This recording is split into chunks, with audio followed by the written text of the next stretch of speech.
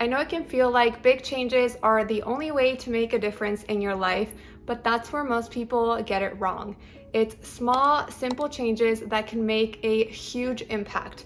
That's why today I'm sharing 5 simple shifts that you can start right now to drastically improve your life. Before we start, I just want to say welcome to the Be So Good channel, where we're all about elevating ourselves to be our best, both inside and out. It's so good to have you here. Let's dive in. We are starting off by adopting the 2-minute rule, and all that means is that if it takes under 2 minutes, you are gonna do it now.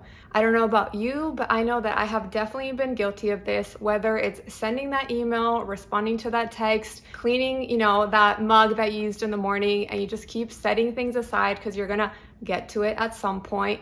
I am sure we have all done that. Maybe you're a person that doesn't make your bed first thing in the morning. All those little things can really add up and just create clutter around you and in your mind. So what we're gonna be doing now, starting right now that you're watching this, is that if something takes under 2 minutes, you are just gonna do it. You don't have to worry about it anymore, and you can just move on. This is really gonna help you to build momentum and just reduce mental clutter. Next thing we're gonna do is we are going to create a nighttime anchor. This can be anything from your skincare routine. It could be reading a couple pages in a book, it could be journaling, it could be reading news articles, whatever it is that you like to do, that you are going to just have it be now your night anchor that helps you by X time. So let's say you're trying to be in bed by 9:30 and you want to place your night anchor at 9 p.m. because that helps you unwind for the rest of the night, really calm down your nervous system, and just create that habit of having that nightly anchor to just disconnect and tell your body, tell your mind that it's nighttime now, that we're going to be going to bed soon.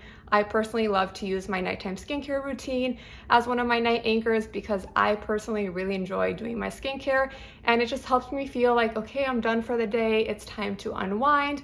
Maybe for you, it's journaling. Again, it could be reading or whatever it is that you enjoy. You're just going to start to create a nighttime anchor routine to help shut off your brain and prepare you to go to sleep. This can really help to improve your sleep quality. Again, you're just making your nervous system and everything relax, and overall, it's just really gonna lead to a better mood and just overall better health. Change number 3, and personally one of my favorites, is that we're gonna start to have a weekly self-check-in. If you're someone that actually needs to dedicate a day and a time to check in with yourself, then by all means do it. If you're someone that needs a little bit more flexibility, that's totally fine as well. But the truth is that we give so many people our time, whether that's our bosses, the company that we work for, your family, maybe you have to take care of someone, your kids, you're giving everybody else time, but are you pouring back into your own cup and giving yourself the time that you're giving everybody else? Are you checking in with yourself? Most likely, if you're someone that's really busy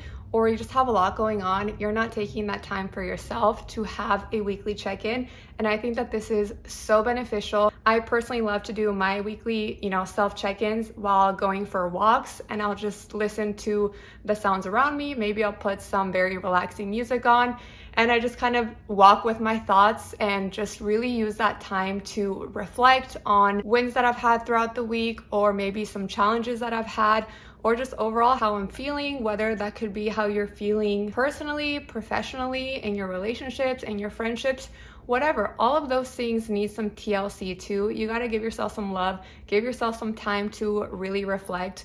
And having these designated weekly check-ins may sound really silly, but they can also greatly improve your life. It really helps you move from just daily little habits to a bigger picture reflection, to really sit down and start thinking about your purpose and just overall being more intentional with what you're doing every day, or again setting goals maybe long term. But none of those things can happen, or they're not going to be as intentional if you don't take the time with yourself, for yourself, and give yourself those weekly check-ins. Change number 4 is you're gonna surround yourself with better inputs. This can mean curating your social feed, your YouTube, your space, your group of friends, just your environment, really. Everything that surrounds you, you're gonna be, again, more intentional with what that is. And you really want it all to inspire growth. You don't want it to be what holds you back. At the end of the day, you really are what you consume.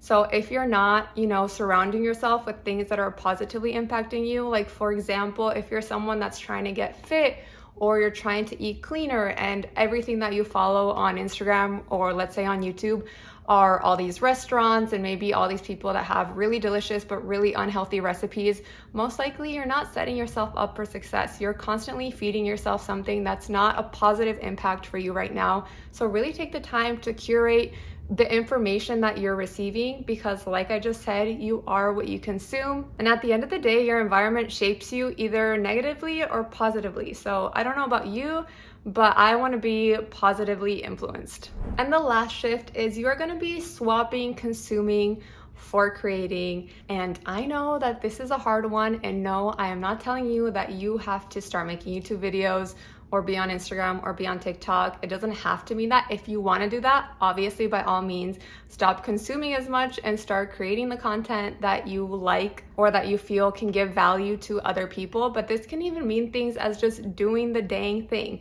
If you're someone that likes to watch pottery videos, why don't you go and take a pottery class? Like, be the person that's actually doing the thing. For me personally, I always liked to consume skincare content and YouTube content and all that stuff. And I would tell myself all the time, you have to make the switch. You have to stop endlessly scrolling and consuming other people's things and really start to create your own content. I know that I really was going to enjoy it. I was just honestly terrified of putting myself out there.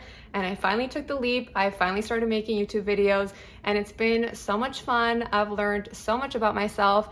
And even though it's not like I'm growing exponentially or anything like that, even though I want to say thank you to every single one of you that watches my videos, it really, really does mean the world to me. But really, regardless, it is so empowering to do the dang thing, to do the thing that instead of just consuming endlessly and scrolling for hours, take the time to learn a new skill, learn editing, go to dance classes, learn pottery, whatever it is that brings you joy. Oops, sorry, that's my ice maker in the back.